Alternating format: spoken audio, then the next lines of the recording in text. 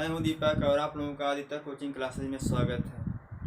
हम लोग आज पढ़ेंगे रियल नंबर्स के बारे में, लेकिन उससे पहले आप लोगों को एक बात बताना चाहता हूं। यदि आप लोग इस चैनल पर नए हैं तो वीडियो को सब्सक्राइब करके बेल आइकन को दबाना ना भूलें, और यदि हमारे वीडियो आपको अच्छे लगे तो लाइक और शेयर करना ना भूलें। तो चलिए शुरू करते हैं रियल नंबर्स के बारे में। वास्तविक संख्याओं के बारे में जानने से पहले हम जानेंगे कुछ महत्वपूर्ण तथ्यों के बारे में। तो सबसे पहले शुरू करते हैं संख्या। संख्या कहते किसे हैं? कितनी वस्तुएं हैं का जिससे बोध होता है उसे क्या कहते हैं? संख्या कहते हैं। जैसे कमरे में कितने बच्चे हैं?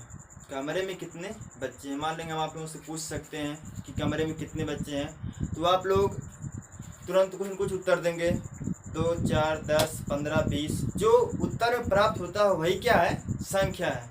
अब इसके बाद हम पढ़ने वाले हैं संख्यांक के बारे में। चलिए शुरू करते हैं यहाँ पे। संख्यांक किसे कहते हैं? किसी संख्या को जिन संकेतों अथवा चिन्ह द्वारा व्यक्त किया जाता है उसे संख्यांक कहते हैं। हम एक ही संख्या को कई तरीके से व्यक्त कर सकते हैं। जैसे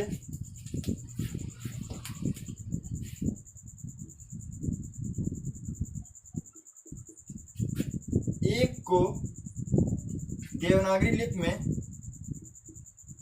हम इस प्रकार से व्यक्त कर सकते हैं, इंग्लिश में इस प्रकार से व्यक्त कर सकते हैं, और रोमन में इस प्रकार से व्यक्त कर सकते हैं।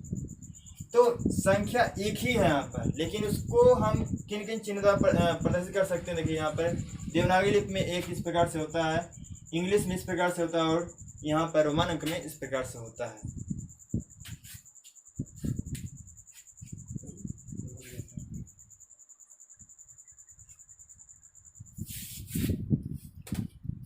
हम लोगों को क्लास 10 में पढ़ना है वास्तविक संख्याओं के बारे में। तो अच्छा, वास्तविक संख्या कहते किसे हैं? वास्तविक संख्या किसे कहते हैं? जिन संख्याओं को संख्या रेखा पर प्रदर्शित कर सकते हैं, उन्हें ही क्या कहते हैं? वास्तविक संख्याएं कहते हैं। जैसे आप लोग कक्षा 6, 7, 8 में संख्या रेखा पर वास्तविक संख्याएं, कुछ संख्याओं जैसे 1, 2, 3, 1/5, 1/7, इन संख्याओं को आप प्रदर्शित किए होंगे। तो ये सभी संख्याएं क्या है? वास्तविक संख्या है। आप पिछले ही कक्षा में जान लीजिए, आप √2 को आप वहाँ पर आप संख्या प्रदर्शित किए हैं, तो वो भी क्या है? एक वास्तविक संख्या है। वास्तविक संख्या में कौन कौन संख्याएं आ सकती हैं जान लीजिएगा। प्राकृतिक संख्याएं, पूर्ण संख्याएं, सम संख्याएं, विषम संख्याएं, भाज्य संख्याएं, अभाज्य संख्याएं, अभाज्य संख्याएं, परमेय संख्याएं, अपरमेय संख्याएं, और दशमलव वाली संख्याएं। ये सभी जो संख्याएं, ये सब क्या है? यहाँ पर ये वास्तविक संख्याएं हैं। अब जैसे हम आपसे कह दें कि जान लीजिएगा, वास्तविक संख्याओं में परमेय संख्या तथा अपरमेय संख्याएं दोनों आती हैं। आप लोग इसे नोट भी कर लीजिएगा कि परमेय तथा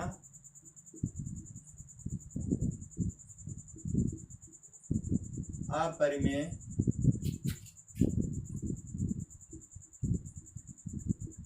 संख्याएं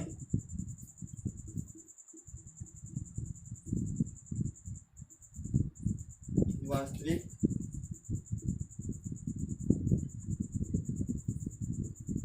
संख्याएं होती हैं। अब हम जानेंगे प्राकृतिक संख्याओं के बारे में।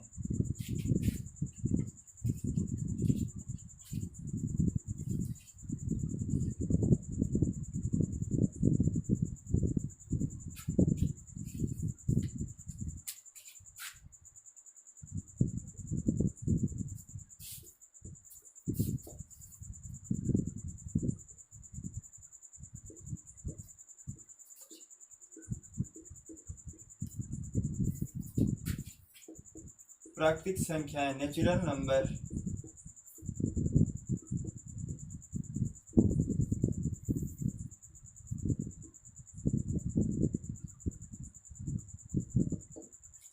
प्राकृतिक संख्याएं किसे कहते हैं? गणना अथवा गिनती करने वाली संख्याएं, गणना अथवा गिनती करने वाली संख्याएं क्या कहलाती हैं? प्राकृतिक संख्याएं कहलाती हैं। जैसे 1 2 3 4, हम अगर इससे हमारी क्लास में कई लोग बैठे रहे हैं तो हम गिनती कहाँ से प्रारंभ करते हैं? 1 से, ना कि 0 से। हम प्रारंभ कहाँ से करते हैं? 1 से। 1 2 3 4 5 6 7 8 9 10, इस तरह से हम अनंत तक चलते चले जाते हैं। तो ये सभी संख्याएं क्या कहलाती हैं? प्राकृतिक संख्याएं कहलाती हैं। कोई अगर पूछ लिया आपसे प्राकृतिक संख्याएं कहाँ से प्रारंभ होती हैं, तो आप क्या बताएंगे? 1 से प्रारंभ होती हैं। और कोई पूछ ले सबसे छोटी प्राकृतिक संख्या कौन है, तो आप क्या बताएंगे? 1 बताएंगे। इसे भी आप नोट कर लीजिए।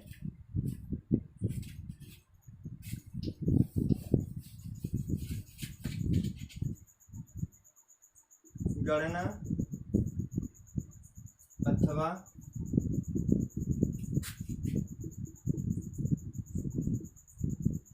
गिनती वाली संख्याएं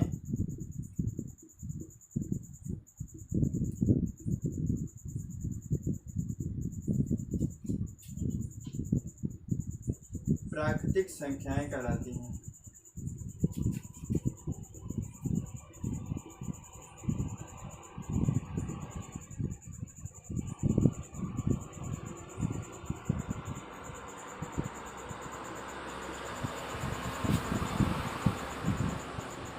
प्राकृतिक संख्या कहाँ से प्रारंभ होती हैं? 1 से। 1 2 3 4 5, इस तरह से अनंत तक चलती चली जाएंगी। और भी जान लीजिएगा, सबसे छोटी प्राकृतिक संख्या, सबसे छोटी प्राकृतिक संख्या 1 है।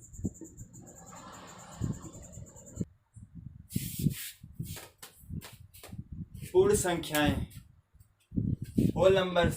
यदि प्राकृतिक संख्याओं में शून्य को सम्मिलित कर दिया जाए, यदि प्राकृतिक संख्याओं में शून्य को सम्मिलित कर दिया जाए तो वे संख्याएं कौन संख्या कहलाएंगी? पूर्ण संख्याएं कहलाएंगी। जैसे आप प्राकृतिक संख्या की बात कर दें, हम कहाँ से प्रारंभ करते हैं? 1 से। 1 2 3 4 5 6, बस उसी के पहले केवल आप 0 लगा दीजिए।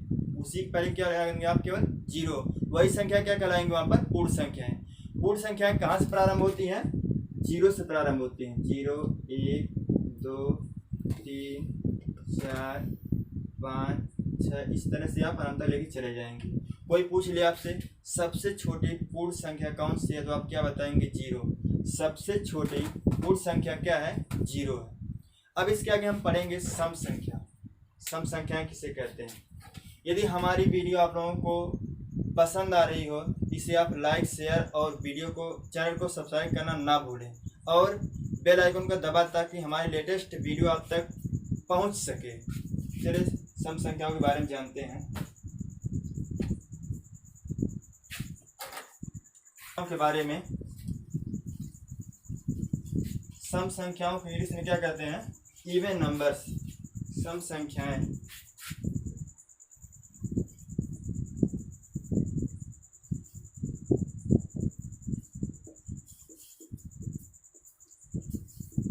सम संख्याएं वे संख्याएं जो 2 से पूर्णतः विभाजित हो जाए। वे संख्याएं जो 2 से पूर्णतः विभाजित हो जाए, अर्थात 2 से भाग देने पर शेषफल शून्य प्राप्त हो। 2 से भाग देने पर शेषफल क्या प्राप्त हो? शून्य प्राप्त हो। सम संख्याएं कहलाती हैं। जैसे अगर आपसे हम ये कहते हैं 4 सम संख्या है या नहीं है, तो आप खुद जान सकते हैं। हम क्या करेंगे? इसमें 2 से भाग कर देंगे। 2 से क्या करेंगे? भाग कर देंगे। 2 दूनी 4। अगर आप 2 से यहाँ भाग कर दिए 2 4 में, कितना पे आ गया शेषफल? 0। तो आप तुरंत जान जाएंगे यहाँ पे 4 क्या है? एक सम संख्या है। जैसे हम कहते हैं 16 सम संख्या है कि नहीं है, तो आप क्या करेंगे? इसमें 2 से भाग कर देंगे। 2 8 16, तो यहाँ पे शेषफल क्या प्राप्त हो गया? 0। इसलिए यहाँ पर ये 16 क्या है? एक सम संख्या है। विषम संख्या और नंबर्स किसे कहते हैं? वे संख्याएं जो 2 से पूर्णतः विभाजित ना हो। वे संख्याएं जो 2 से पूर्णतः विभाजित ना हो, अर्थात 2 से भाग देने पर शेषफल शून्य प्राप्त ना हो। 2 से भाग देने पर शेषफल शून्य प्राप्त ना हो, वे संख्याएं कौन संख्या कहलाती हैं? विषम संख्याएं कहलाती हैं। जैसे हम अगर आपसे ये कह दें कि 17 सम संख्या है कि विषम संख्या, तो आप क्या कहेंगे? एक विषम संख्या। क्यों? क्योंकि जब हम 2 से भाग करेंगे यहाँ पर, तो यहाँ पर शेषफल क्या 0 आएगा? नहीं। 2 8 16, यहाँ पर कितना आ गया शेषफल? 1। 0 अगर यहाँ पे शेषफल होता तो यह क्या यहाँ पे कहलाती? सम संख्या। लेकिन यहाँ पे शेषफल क्या आ गया? 1, इसलिए 17 क्या है? विषम संख्या। अब जानेंगे हम अभाज्य संख्या। अभाज्य संख्या को इंग्लिश में क्या कहते हैं? Prime numbers. तो वे संख्याएं जो स्वयं तथा एक के अलावा किसी अन्य से विभाजित ना हो। वे संख्याएं जो स्वयं और एक के अलावा किसी अन्य से विभाजित ना हो, वे संख्याएं कौन सी संख्या कहलाएंगी? अभाज्य संख्याएं। अब जैसे अगर हम आपसे ये कह दें कि 5 अभाज्य संख्या है कि नहीं है, तो आप क्या करेंगे? 5 से पहले आप 5 भाग करें, क्योंकि स्वयं से भाग देने पर, तो 5 से अगर हम 5 भाग करेंगे तो यहाँ पर पूर्णतः विभाजित हुआ कि नहीं? विभाजित होने का मतलब ही होता है यहाँ पर शेषफल 0 प्राप्त हो। और अगर हम 1 से भाग करेंगे, 1 से तो हम किसी भी संख्या में भाग कर सकते हैं। 1 से अगर हम 5 में भाग करेंगे यहाँ पर, तो यहाँ पे शेषफल क्या प्राप्त होगा? यहाँ पर 0। इसका मतलब 5 क्या है? एक अभाज्य संख्या। क्या 5 1 के अलावा किसी अन्य से पूर्णतः विभाजित हो पाएगा? नहीं। इसलिए यहाँ 5 क्या? एक अभाज्य संख्या। किसी अन्य संख्या की बात कर दें, जैसे हम अगर आपसे ये कह दें कि 7 ले लिया गया, तो 7 को केवल 7 ही विभाजित कर सकता है। 7 से अगर हम 7 में भाग करेंगे, 7 एकम 7, यहाँ पे शेषफल 0। अब 7 किसी अन्य संख्या से विभाजित हो सकती है? हाँ, केवल 1 से।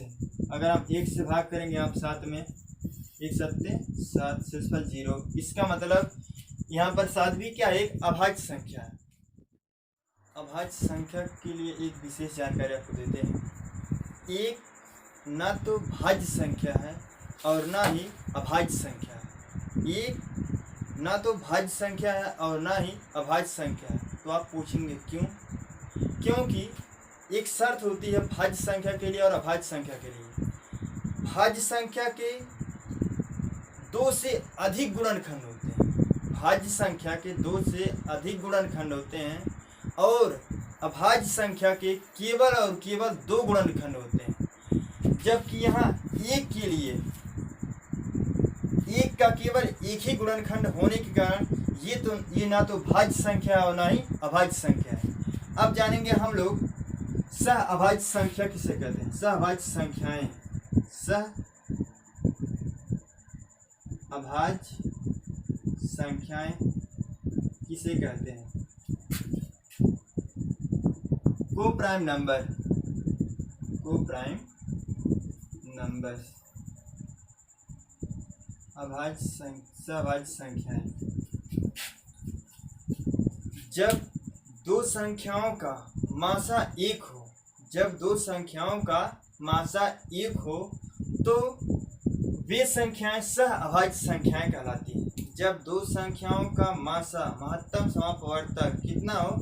1 हो, तो वे संख्याएं सह अभाज्य संख्याएं कहलाती हैं। जैसे हम आपसे अगर ये कह दें कि 3 5, ये क्या है? सह अभाज्य संख्या है। क्यों? क्योंकि 3 तथा 5 का मासा कितना होगा? 1 होगा, इसलिए ये दोनों संख्याएं सह अभाज्य संख्याएं हैं। और आपसे कोई अन्य एग्जाम्पल कर दे, 2 5 ले लीजिए, तो यहाँ पर 2 और 5 का मासा कितना होगा? 1 होगा, इसलिए 2 5 ये क्या है? सह अभाज्य संख्या है। इस प्रकार से ऐसी कई संख्याएं हैं। 21 22, इन दोनों का मासा कितना होगा? 1 होगा, इसलिए 21 22 ये क्या है? सह अभाज्य संख्या है। ये ध्यान दीजिएगा कि 2 लगातार संख्याएं आपस में क्या होती हैं? सह अभाज्य संख्याएं कहलाती है। क्योंकि उनका मासा कितना होता है? 1 होता है, इसलिए वे दोनों संख्याएं क्या होती हैं? सह अभाज्य संख्या होती हैं। अब इसके बाद हम लोग कल पढ़ेंगे परिमेय संख्याओं के बारे में और अपरिमेय संख्याओं के बारे में।